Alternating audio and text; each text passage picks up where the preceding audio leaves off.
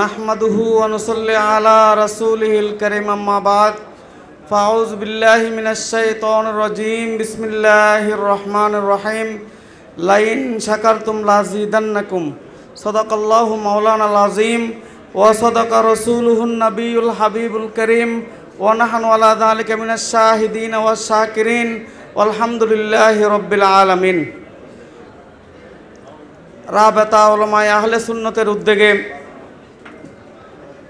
সারা বিশ্বের প্রসিদ্ধ ইমাম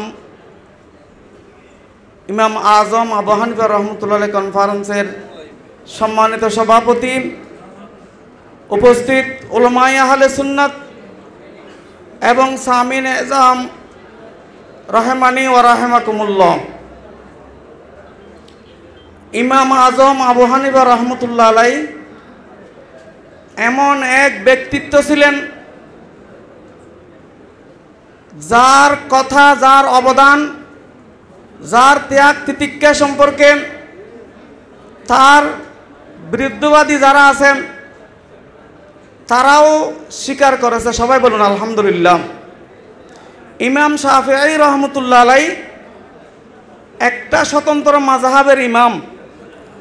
তিনি বলতেছেন, আমি যখন কোনো মাসালার বিষয়ে খটকায় পড়ে যায়, সন্দেহে নিপতিত হই, তখন ইমাম আজম আবু হানিফা রহমতুল্লাহের মাজারে এসে 2 রাকাত নামাজ পড়ে, আমি কাজা হাজতের নামাজ পড়ে যখন উঠি তখন ওই মশালাটি আমার হল হয়ে যায়। সবাই বলুন আলহামদুলিল্লাহ। এই ইমাম আজম আবু হানিফা রহমতুল্লাহ আলাইহির মাযহাব মোতাবেক আমাদের ভারত উপমহাদেশের যত অলি গোস কুতুব আছেন সকলেই ইমাম আজমের মাযহাব অনুযায়ী আমাদের মুসলমানদেরকে শিক্ষা দান করেছেন। সবাই বলুন আলহামদুলিল্লাহ। আপনাদের আলহামদুলিল্লাহ আওয়াজ ছোট হচ্ছে, একটু বড় করে বলতে হবে, কারণ যত গোস কুতুব আছেন অধিকাংশ হানাফি মাযহাবের মধ্যে কি আছেন।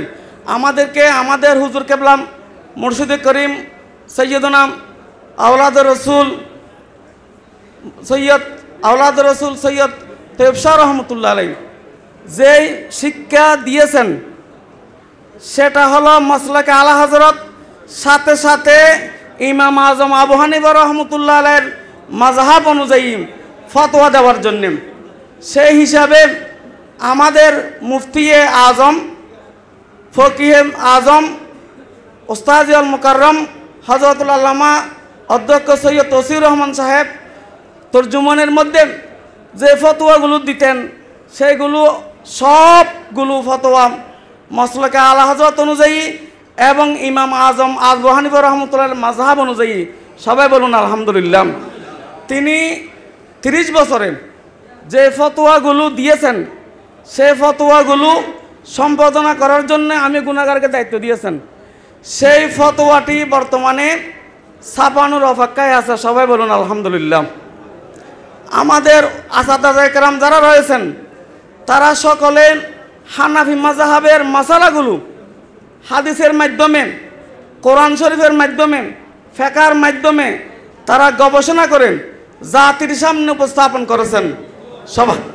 সবাই বলুন আলহামদুলিল্লাহ।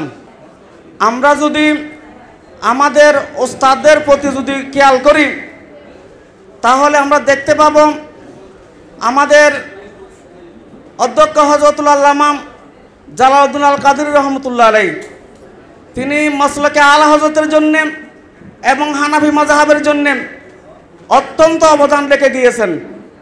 এই পর্যায়ে আমি তাকে স্মরণ করতেছি, আল্লাহ পাক সুবহানাহু ওয়া তাআলার দরবারে তার রফের দরজাত কামনা করতেছি। তারপর মুফতিয়ে আহলে সুন্নাত, মুফতি আজম শের মিল্লত মুফতি উবাইদুল হক নঈমী রহমতুল্লাহ আলাইহি যেখানে যেতেন সেখানে মাসলাকে আলা হযরত, সাথে সাথে ইমাম আজম আবু হানিফা রহমতুল্লাহ আলাইহির মাযহাবের কথা উপস্থাপন করতেন এবং মানুষদেরকে ইমাম আজম আবু হানিফা রহমতুল্লাহ আলাইহির মাযহাবের অনুসরণ করার জন্য উদ্বুদ্ধ করতেন।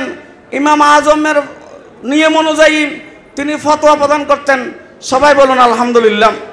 তারপর আমাদের মুহাদ্দিসিনে কেরামগণ যারা রয়েছেন, বিশেষ করে হযরতুল আল্লামা মুহাদ্দিস আজম সুলাইমান আনসারী মদ্দাজিল্লুল আলিম হাদিসের ভিতর থেকে ইমাম আজম আবু হানিফা রহমতুল্লাহ আলাইহির মাযহাব বের করেন। তিনি কি করতেন? মাসালা বের করতেন, ছাত্রদেরকে শিক্ষা দিতেন। আমাদের শেরে জামান মদ্দাজিল্লুল আলিম তিনি যখন ছাত্রদেরকে পড়াতেন, সেখানে তিনি ইমাম আজমের মাসালা ইস্তেমবাদ করেন, ছাত্রদেরকে শুনিয়ে দিতেন। সবাই বলুন আলহামদুলিল্লাহ। এইভাবে আমরা যারা জামিয়াতে লেখাপড়া করেছি, আমাদের আসাদে কেরামগণ সবাই ইমাম আজমের মাসলকের উপর, ইমাম আজমের মাযহাবের উপর অটুট এবং অটল রয়েছেন। সবাই বলুন আলহামদুলিল্লাহ। এটা আমাদের মাশায়েখ হযরত কেরামের নেগাহে করম বলে আমি বিশ্বাস করি। সম্মানিত উপস্থিতি, আমরা ইমাম আজম নিয়ে গবেষণার ক্ষেত্রে পিছিয়ে আছি।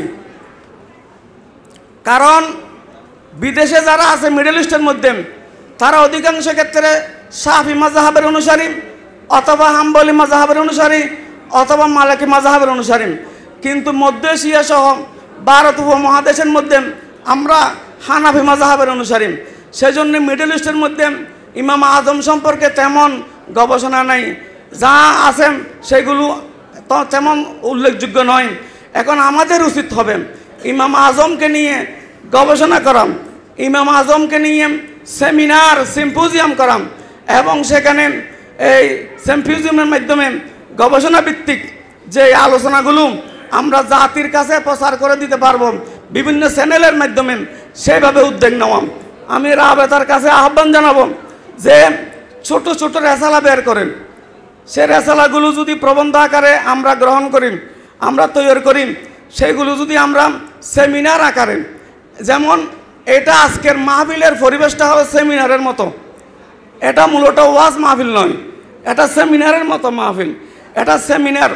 এই সেমিনারের কথাগুলো যখন আমরা বলবো, বিশ্বব্যাপী চ্যানেলের মাধ্যমে সেগুলোকে প্রচারিত হবে।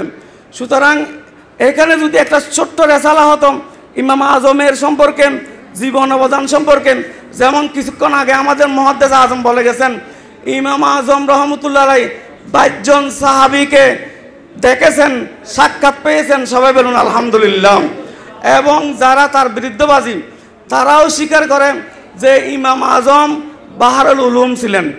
ইমাম আজমের তেমন লেখা নাই, কিন্তু একটা দুই একটা কিতাব আছে। একটা কিতাব আছে, সেই কিতাবটার নামও হয়ে গেছে আল ফিকহুল আকবর। মূলত কিতাবটা হলো 3 পৃষ্ঠা, কিতাবটা হলো 3 পৃষ্ঠা, কিন্তু কিতাবের নাম হয়ে গেছে আল ফিকহুল আকবর। এখন এই 3 পৃষ্ঠা কিতাবের ব্যাখ্যা লিখতে লিখতে এখনও আমাদের মাঝে অনেকেই এই কিতাবের ব্যাখ্যা লিখেছেন, কিন্তু শেষ করতে পারেন নাই। আমি গুনাহগার একটা কাজ করেছি আপনাদের দোয়ার বদৌলতে। ইসলামের সহিহ আকীদা ও আমলের মধ্যে ইমাম আজম আবু হানিফা রহমতুল্লাহের মাযহাব অনুযায়ী আকীদাসমূহ, এবং ইমাম মাতুরিদি রহমতুল্লাহের আকীদাসমূহ, ইমাম তাহাবি রহমতুল্লাহের আকীদাসমূহ, এবং সাদউদ্দিন তখতাজানি রহমতুল্লাহের আকীদাসমূহ আমি কি করেছি, একত্রিত করে সুন্নি জামাতকে একটা কিতাব উপহার দিয়েছি। সেই কিতাবের নাম হলো ইসলামের সহিহ আকীদা ও আমল, বর্তমানে যেটা জাল হকের পরের স্থান। সুতরাং এই কিতাবটা সংগ্রহ করবেন, সংগ্রহ করে পড়লেন আপনারা ইমাম আজমের মাসালাগুলো আপনারা জানতে পারবেন।